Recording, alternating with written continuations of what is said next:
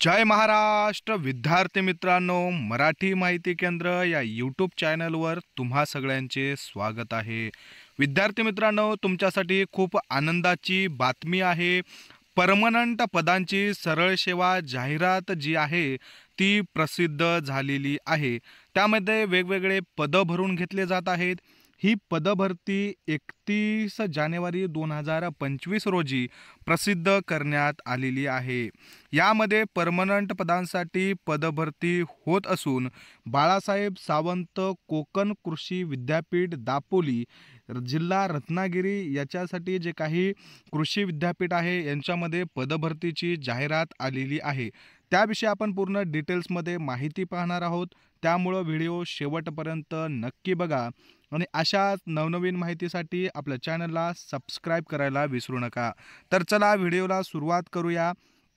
संदर्भीय शासन निर्णयात्वे राज्यातील कृषी विद्यापीठातील गट क आणि ड संवर्गातील एकूण रिक्त पदांपैकी 50% रिक्त पदे त्याच कृषी विद्यापीठाने बाधित प्रकल्पग्रस्तांमधून भरण्यासाठी विशेष भरती प्रक्रिया राबवण्यात येत आहे आणि त्याच्यासाठीच परवानगी देण्यात आलेली आहे। बघा विद्यार्थी मित्रांनो, ही पदभरती जी आहे ही पदभरती फक्त जे विद्यापीठ बांधण्यासाठी कृषी विद्यापीठ बांधण्यासाठी त्या प्रकल्पासाठी ज्यांची जमीन गेलेली आहे अशाच प्रकल्पग्रस्तांसाठी ही पदभरती होत आहे। यामध्ये एकूण बघा जवळपास 45 जे पद आहेत गट क संवर्गातील ते भरून घेतले जात आहेत। त्यामध्ये अर्जाची सुरुवात आहे 1 फेब्रुवारी 2025 रोजी आणि 28 फेब्रुवारीपर्यंत फॉर्म भरायचे आहेत।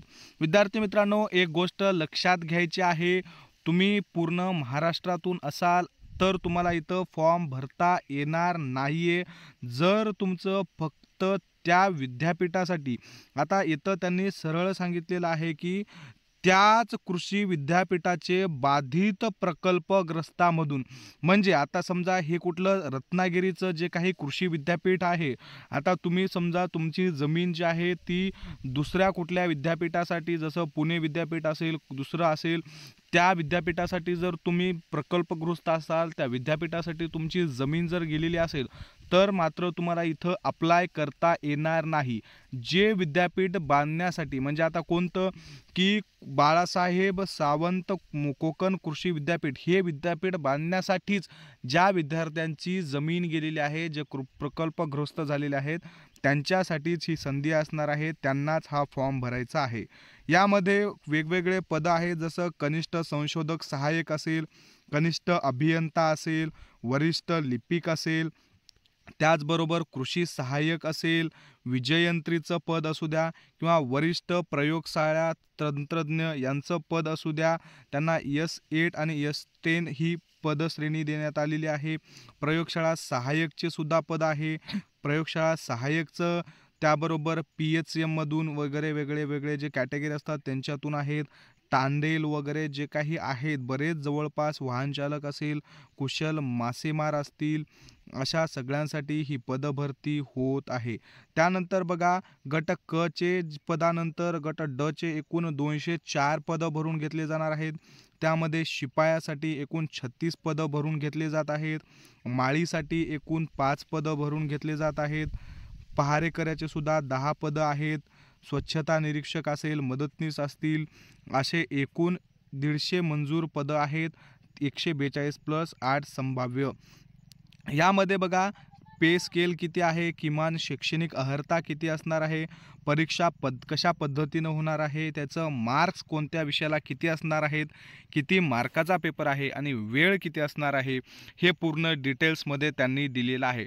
जर तुम्ही कोकणचं जे काही रत्नागिरीमधलं कृषी विद्यापीठ आहे बाळासाहेब, त्या विद्यापीठामध्ये जर तुम्ही प्रकल्पग्रस्त असाल, त्या विद्यापीठाचा प्रकल्प सुरू करण्यासाठी जर तुमची काही जमीन वगैरे गेलेली असेल तर तुम्ही यासाठी अप्लाय करू शकणार आहात। अप्लाय करण्यासाठी तुमच्याकडे शैक्षणिक अर्हता काय असणार आहे, तुम्हाला शैक्षणिक अर्हतेनंतर तुमचा पेपर कशा पद्धतीनं होणार आहे याचा त्यांनी डिटेल्समध्ये माहिती दिलेला आहे। ते पूर्ण गट क असेल ड असेल पूर्ण त्यांच्यासाठी डिटेल्समध्ये माहिती देण्यात आलेली आहे।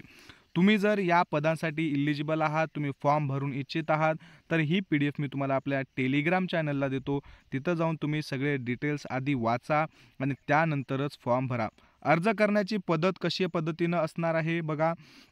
सोबत दिलेल्या विहित नमुन्यातील अर्जाचं 4 साईज पेपर टंकलेखक करून 28/2/2025 रोजीपर्यंत त्या ठिकाणी तुम्हाला नेऊन द्यायचे आहेत. ऑनलाईन पद्धतीनं फॉर्म भरायचा आहे. हे जे काही त्यांनी फॉर्म दिलेला आहे, शेवटी हा फॉर्म तुम्हाला भरायचा आहे आणि त्याच्या A4 साईज पेपरवरती त्यानंतर तुम्हाला पूर्ण डिटेल्स त्याच्यामध्ये टाकायचे आहेत आणि ते जो आहे ते तुम्हाला नेऊन द्यायचे आहेत. कुठं नेऊन द्यायचे आहेत बघा विद्यार्थी मित्रांनो, त्यांनी इथं ॲड्रेससुद्धा दिलेला आहे. त्या ॲड्रेस काय असणार आहे?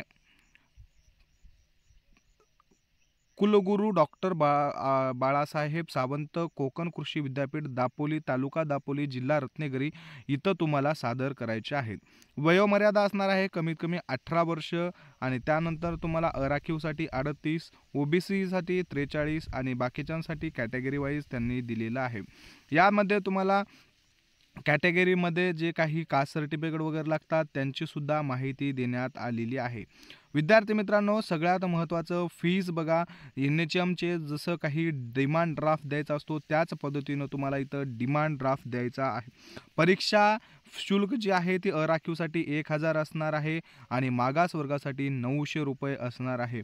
कशा पद्धतीनं करायचं आहे बघा. परीक्षा शुल्क रोख स्वरूपात रोखपाल सहाय्यक तंत्र नियंत्रण लेखा एन शाखा कुलगुरू कार्यरत डॉक्टर बाळासाहेब सावंत कोकण कृषी विद्यापीठ दापोली येथे जमा करून त्याबाबतची मूळ पावती अर्जासोबत जोडणे आवश्यक आहे. तुम्हाला 2 पद्धतीनं फीज भरता येणार आहे. ऑनलाईन फीज भरायची नाही आहे. तुम्ही त्या विद्यापीठामध्ये जाऊन सुद्धा जे काही रोख नगद घेणारे आहेत त्यांच्याकडं फीज जमा करून त्याची मूळ पावती घेऊन तुम्ही अर्जासोबत लावू शकता किंवा मग तुम्ही त्याचा डिमांड ड्राफ्ट जो आहे राष्ट्रीयकृत बँक म्हणजे SBI सारख्या ज्या बँक आहेत त्यांच्यातून तुम्ही डिमांड ड्राफ्ट देखील काढू शकता. तर डिमांड ड्राफ्ट काढायचं नाव असणार आहे डॉक्टर बाळासाहेब सावंत कोकण कृषी विद्यापीठ दापोली या नावानं तुम्हाला डिमांड ड्राफ्ट काढून त्याच्यासोबत जोडायचं आहे.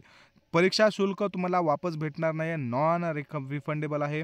तुम्ही परीक्षा शुल्क जे आहे त्याची पावती न लावता किंवा डिमांड ड्राफ्ट न लावता जर तुम्ही त्या ॲड्रेसवरती तुमचे सगळे डॉक्युमेंट्स आणि अर्ज घेऊन गेला तर तो स्वीकारला जाणार नाही. माजी सैनिक दिव्यांग उमेदवार जे आहेत त्यांना भरती प्रक्रिया शुल्कातून सूट देण्यात आलेली आहे. त्यांना कशाही पद्धतीची सूट नसणार आहे. बाकीच्या सर्वसाधारण अटी वगैरे ज्या आहेत ते त्यांनी पूर्ण डिटेल्समध्ये दिलेले आहेत.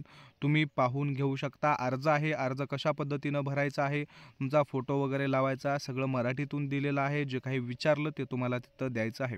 विद्यार्थी मित्रांनो, ही 50% जे काही प्रकल्पग्रस्तांसाठी पदभरती त्यांनी मंजूर केलेली आहे त्यासाठी ही पदभरती निघालेली आहे.